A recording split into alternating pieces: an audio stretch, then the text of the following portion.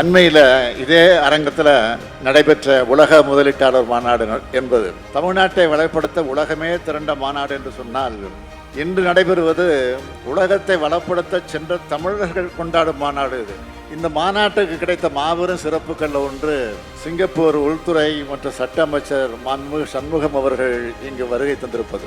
அவர் உலக புகழ்பெற்ற தமிழன் மட்டுமல்ல, உலகமே கவனிக்கிற பதவியில் இருக்கும் தமிழர். அவரை இன்றும் என்றும் வாழ்த்தி வரவேற்கிறது.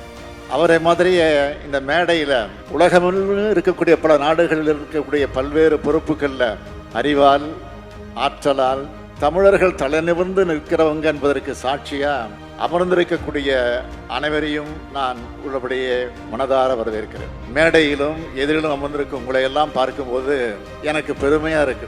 முயற்சி உடையார் இகழ்ச்சி அடையார் என்ற உழைப்பு திறன்தான் கடல் கடந்தும் தமிழர்கள் வெற்றிகரமாக வாழ காரணம். இப்படி புலம்பெயர்ந்த நம் தமிழ் சொந்தங்கள் அந்த நாடுகளோட வளர்ச்சிக்கும் உயர்வுக்கும் முதுகெலும்பா இருந்து வர்றவங்க.